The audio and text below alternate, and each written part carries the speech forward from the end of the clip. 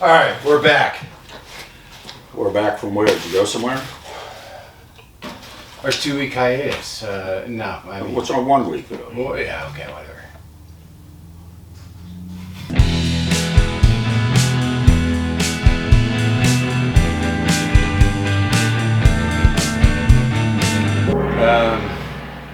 You're having a hell of a time.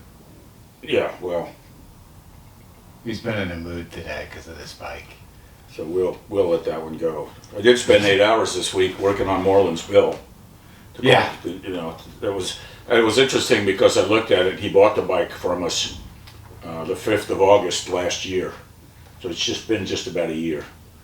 But it's done, and we sent him his bill.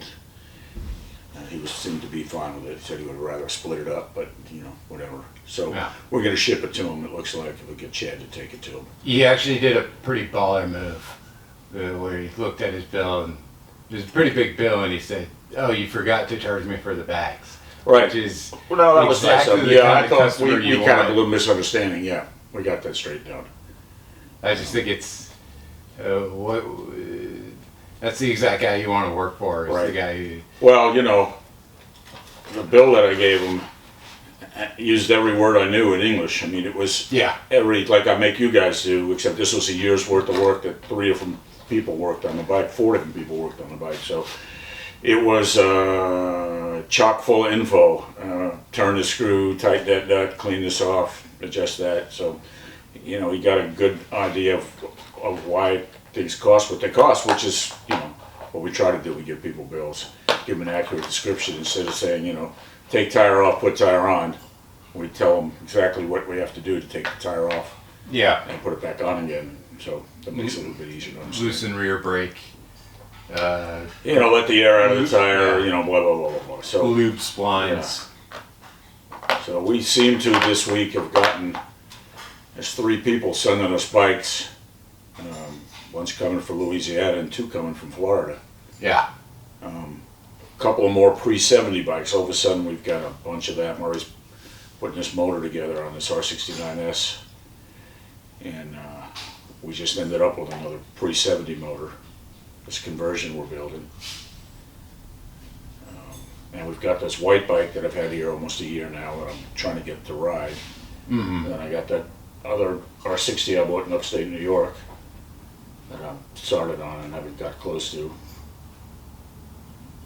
So bought a bunch, bought a REGS in Texas. I was surprised that it wasn't stolen when I went to because it was such a pain in the neck to get, and the people were so they ran a motel. Yeah, we talked about that on the the double murder hotel. Crackhead motel, yeah. Yeah. So and then, What's going on with your car? nothing. I broke a bypass hose. Broke. Fortunately for me, it was when I was at my chiropractor, so I wasn't in the middle of nowhere. So he was able to bend it back. Well, no, it was broken.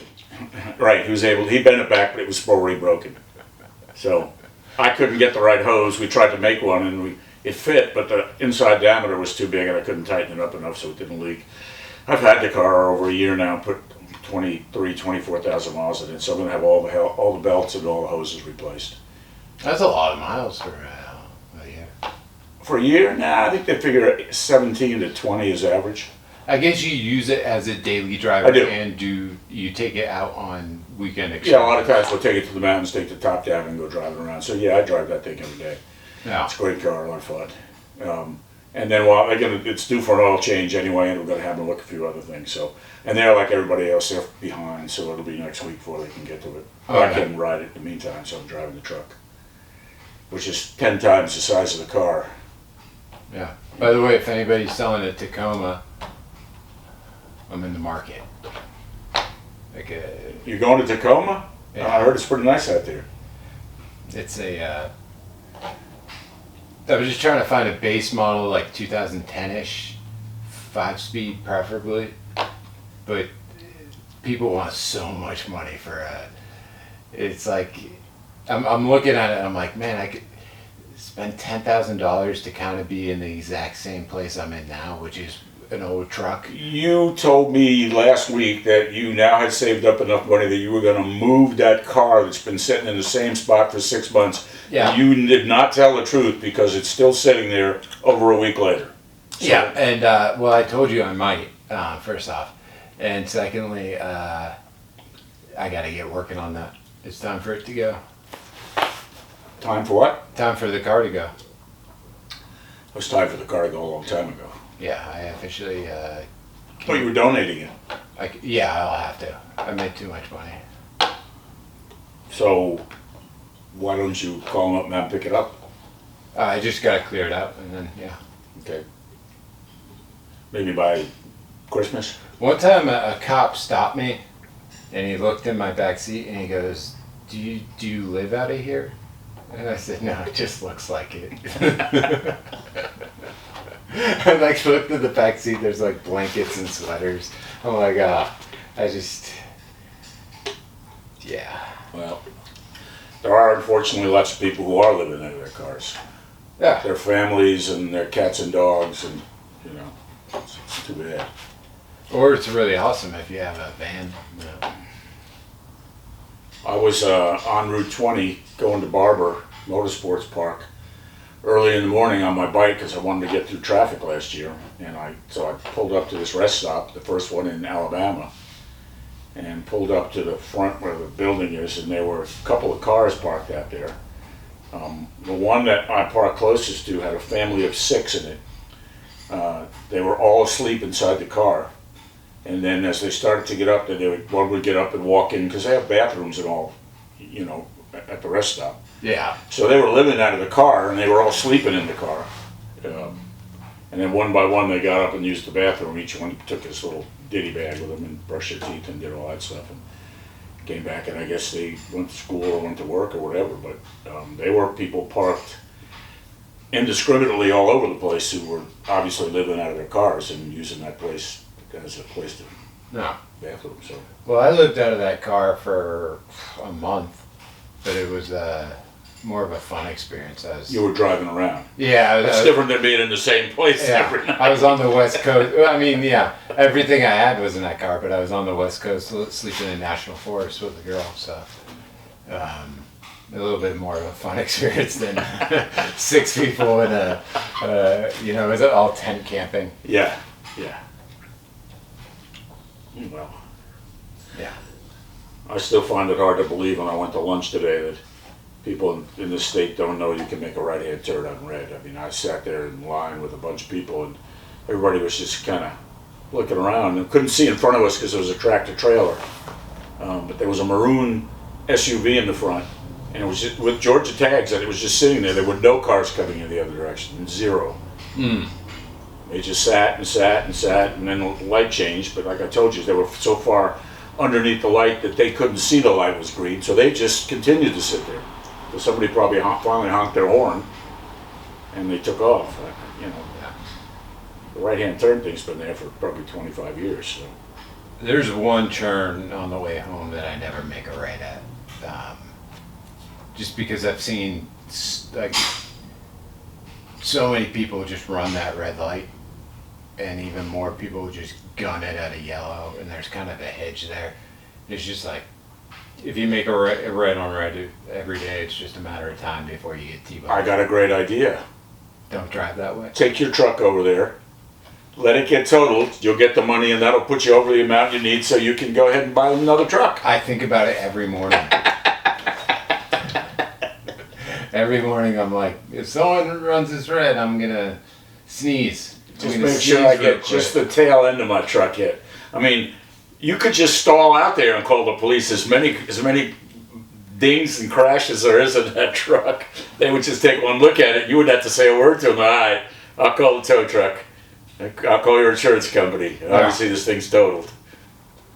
You know, my first, actually the camera I used for Boxworks, I'm going to call it entry to the mid-level camera. I got that from a payout from one of my Accords being totaled, which is funny. You always think of an accident as such a bad thing, but that camera changed my life, because that's what got me going on the Boxworks Instagram because I had a camera. So, who knows? Listen, we have customers whose bikes weren't worth fixing, and they, went out at night, threw them out of the back of a pickup truck. I'm not saying I can tell you who those are, but I know two people who did it. So. Well, Said they hit a deer. That's right. How to make money. Fraud tips from from Boxworks. A week ago Thursday, we lost power at the house, and we didn't have power till late Saturday night.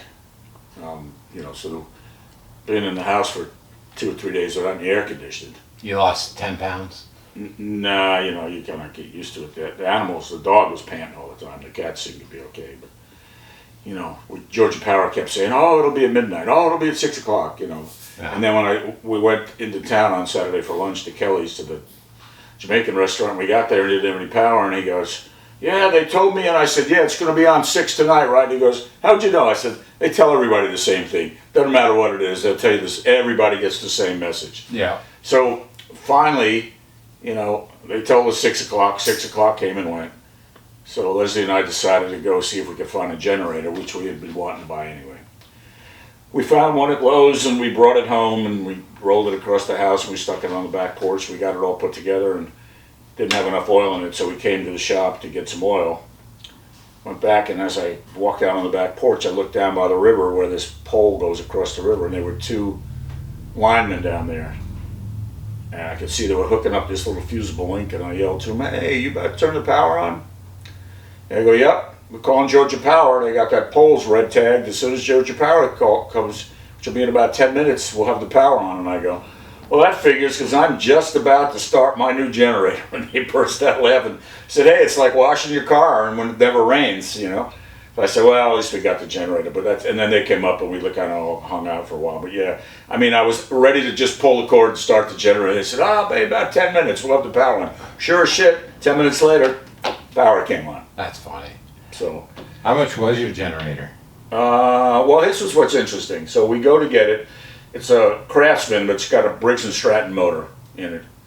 And we found the one we wanted. We were surprised they had them. They said they'd been selling like 20 a day. So we got it. We went over, and the generator listed it's a 6,000 watt generator, 220 and 110, and it listed for $759. And the guy said to me, "If you were a contractor in Georgia, they give you 20% off." And I said, "Well, I am a contractor in Georgia." They said, "Well, go to the lumber counter over there." And so we rolled the thing over there. And I got there, and they said, "You a contractor?" And I said, "Yep." They never asked me for proof or anything. They don't give you anything anymore. Every year they used to give us a card. I think... and so they gave us 10% off, as it turned out. Yeah. I think your face is just your proof. Well, what happened was, it's kind of interesting how you do all that.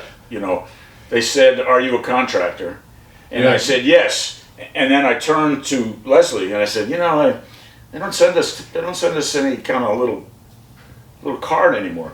So even if I wasn't a contractor, the fact that I turned to her and made a comment about what would be normal for them to do made the people think that I was a contractor anyway. "Oh yeah, they used to say, I don't know, they don't send us a card anymore." You're kind of talking about what they used to do. You could be making it up. She never asked me for proof of anything. She called the supervisor, she did some little jingle jangle, and they took $70 off of it, and we loaded it up and went home. So, to be fair, I don't think anyone looks at you and goes, "That guy works in an office."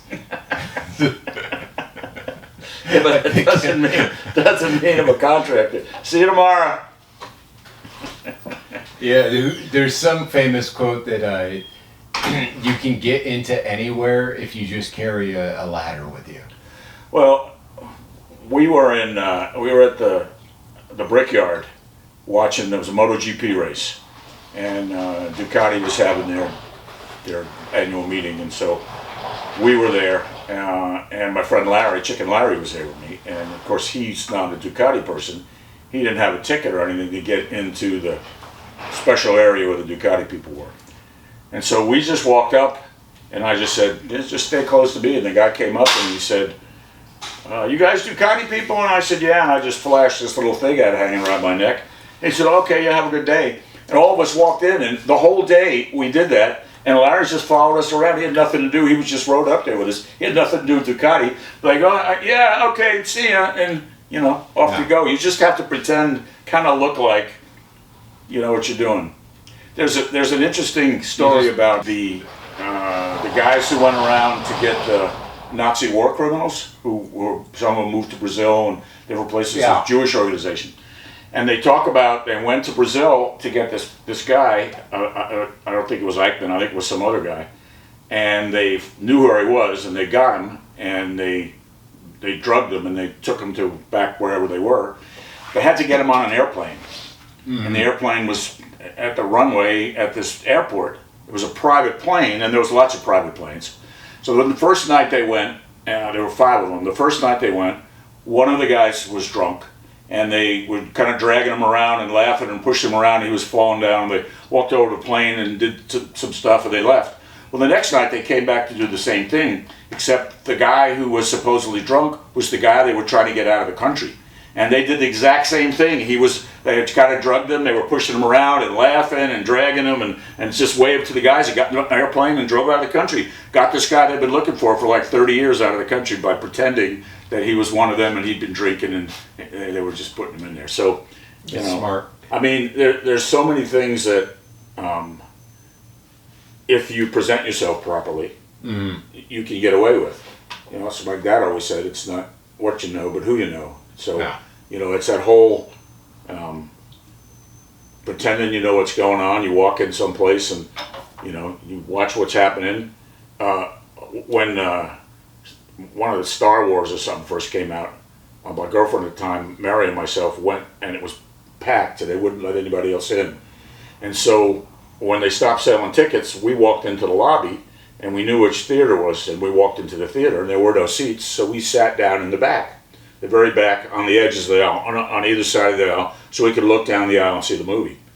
Well, the movie had been playing about 10 minutes, and an usher came by, and they said, "Oh, I'm sorry you can't get a seat. Hold on a second." And they came back and they gave us 2 free tickets to go to see the same show the next time it was playing. So we left, went and goofed around for a while, gave them tickets, got good seats, and watched it. So, you know. That's pretty good. So, you know, so much of that stuff is, I mean, you can get away with so many things by knowing just enough to act the part. You know, I used to, one of my first jobs was a movie theater, and it was like in a mall. And people would try to do that all the time, where they'd be like, "Oh, can I go to the bathroom?" Like behind like the ticket person. So you give me your wallet. I don't think if they had said nothing and walked right by, I would not have stopped them. Like I did not care. Like I was always. If you're like, trying to fake me out and pull something over on me, I'm not that stupid. I ain't letting you do it. Well, no, I'd be like, "Oh yeah, go for it," and then they'd never come back, and I would never worry about it. Like, I mean, I was making $7.25 an hour. What am I gonna do? Tell a grown man that? No, like, come on.